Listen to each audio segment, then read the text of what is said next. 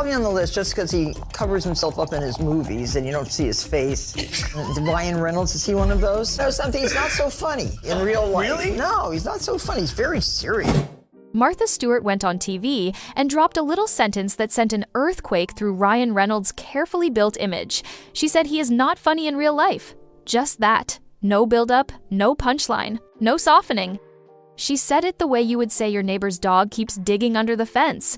Just a casual fact she happened to notice. And somehow that tiny comment hit harder than any lawsuit filing, any leaked text message, any cryptic interview quote. Because if the person who actually sees him at the mailbox says he is not the guy he pretends to be on camera, then what have we really been watching all these years? And it gets worse when you remember something he himself said during a commentary track for Deadpool and Wolverine. He joked about asking his own child to deliver a line she was uncomfortable with. Hey, when I want your opinion, I'll take Wolverine's dick out of your mouth! That's kid guiltily. That is my daughter, Inez. I'm so sorry we have to admit that. And I am Father of the Year over here for allowing her to say such language, which, to her credit, she really didn't want to say, and then came back later and said, I want to say it now, when I started looking at other people to play Yeah, it. but Ryan, to our discredit, we made Nezzy do I'm Not Shitting You 70 to 500 versions of that line. Yeah. Joked about telling her he would find someone else to play the part if she did not want to do it. The director even admitted the number of takes was excessive. It was framed as humor, as part of the Deadpool shock factor, as one of those moments where people shrug and say, that is just Ryan being Ryan. But after hearing Martha Stewart's comment, after seeing how differently he behaves when the jokes stop landing, suddenly that clip looks different. You start asking how much of the nice guy image is real and how much of it is performance. If he pushes his own kid with that kind of intensity, even in a joking context, then Martha's observation does not sound surprising at all. It sounds like the first puzzle piece clicking into place. Because Ryan Reynolds built a career on relatability. He posted the jokes that made people feel like he was the one celebrity you could run into at a grocery store and actually have a good conversation with. He had the photogenic marriage, the thoughtful charity donations, the self-aware interviews where he poked fun at himself before anyone else could. He turned himself into a brand, the guy who means well, the guy who tries hard, the guy who seems decent. Or at least that was the goal. But everything changes the moment you look at the timeline of what happened during the making of the film It Ends With Us. Blake Lively and Justin Baldoni were working together. Blake had concerns about comments she says were made about her body. She brought those concerns home. And instead of sending an email or letting legal teams or producers or anyone else with actual professional distance handle it, Ryan Reynolds personally inserted himself into the situation. According to court filings and text messages Baldoni sent the next morning, Blake and Ryan asked him to come to Ryan's penthouse. Not a studio building, not a production office, his private home, which already shifts the power dynamic before anyone even sits down.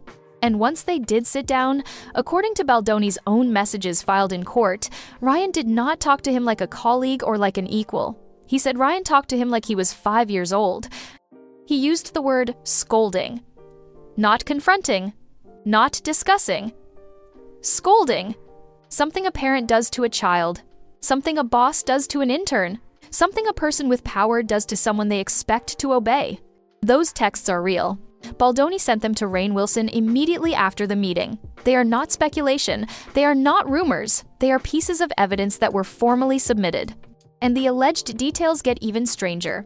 According to the filings, Ryan pulled out his phone and began reading a list of accusations at him, not talking through concerns, not clarifying misunderstandings, reading a list like he was presenting a case, like he was building a narrative in real time, and most of those points were based on something Baldoni says was a misinterpreted production question. Baldoni had asked a trainer about Blake's approximate weight because he had to lift her in a scene and has a history of back injuries. That is a routine safety question on sets. But according to Baldoni's filings, Ryan treated it like something sinister. He allegedly read it as though it was evidence of something inappropriate, and the tone Baldoni described is what shocked people the most. It sounded less like concern and more like judgment, less like conflict resolution and more like a man painting someone into a corner. And if that was not enough, Baldoni's filings say that celebrities were coming in and out of the penthouse while all of this was happening, meaning this was not a private moment. Not a sensitive conversation handled with care. It was a scene, a display, something that amounted to a public reprimand in front of whoever happened to be passing through.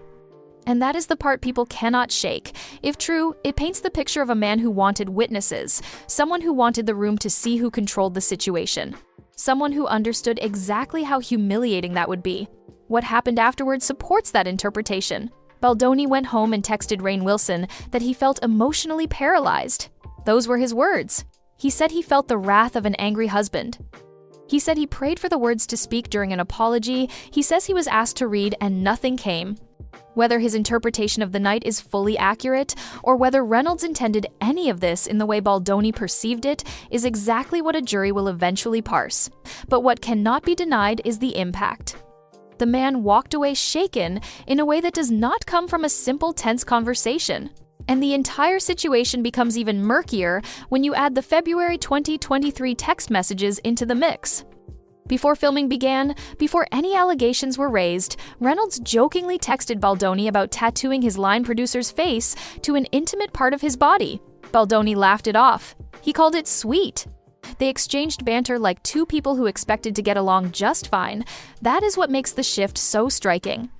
The same man who joked casually and warmly a year earlier is now, according to filings, reading accusations off his phone and delivering them with the tone of a disappointed father. Which raises the question no one can avoid. What changed? Because Baldoni did not. His job was the same. His responsibilities were the same. His approach to the project was the same. The only shifting variable was whether Ryan Reynolds was getting what he wanted. Once he felt the situation slipping out of his control, the charm evaporated. And that theme repeats itself outside the penthouse meeting. According to multiple filings, Blake and Ryan allegedly pushed for creative control beyond what they were contractually entitled to. They allegedly pressured editors. They allegedly removed credits. They allegedly reshaped the film away from what Wayfarer had funded and towards something they preferred. Testimony says Sony appeared to side with them instead of the studio that financed the movie. Again, all allegations. But allegations that come from sworn declarations, filed text messages, and documented communications. And then there are the sealed recordings. Baldoni's filings mention audio recordings of calls between Reynolds and various industry figures, calls with agencies, calls with executives. Calls that Baldoni says show pressure, not conversation. Assertiveness, not collaboration. Recordings that Blake and Ryan's legal team are working to keep out of public view. No one outside the case knows what is on those calls. No one should pretend to know, but the existence of sealed evidence always raises questions. Questions about tone, questions about intent, questions about why those recordings matter so much to both sides. Here is the uncomfortable truth that hangs over everything. If Blake had not sued first, if Baldoni had not countersued, if these filings had never been dragged into the light, Ryan's image would have rolled on untouched. People would still be saying he is the one celebrity who seems genuinely decent. People would still be reposting his jokes. People would still be admiring the curated marriage photos and the coordinated brand deals. The performance would still be intact, which is why Martha Stewart's comment hit different.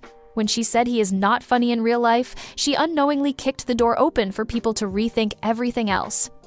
Because once you learn a brand is a performance, every piece of it starts to look scripted. Every interview becomes a segment, every charitable act becomes a strategy, every viral tweet becomes a calculated move, and every moment of charm looks like a tool. Suddenly, the Deadpool commentary clip feels less like a silly anecdote and more like something you might want to rewatch with a different lens. Suddenly, the penthouse meeting looks less like anger and more like a display of hierarchy. Suddenly, the timeline makes more sense. The crude jokes, the warm texts, the sudden shift. The frustration that appears when someone fails to comply. The legal fight to keep recordings sealed. The accusations. The counters. The witnesses walking in and out of the room. The director leaving emotionally paralyzed. The film being reshaped despite who funded it. The fragments of control that appear again and again. And once you see that pattern, you cannot unsee it. That is the part that shakes people. Not whether the allegations are absolutely true or absolutely false. That is for a courtroom to decide. What shakes people is the realization that the nice guy image never had room for this many cracks, and now that they are visible, they are impossible to ignore. Because if none of this had come out, if the lawsuits had never happened, if the filings had remained private, everyone would still believe the performance. Everyone would still think he was the exception, and no one would be looking at the cracks forming around the mask. But now they are. And once you see the cracks, you start wondering what else was hiding underneath. That's my opinion!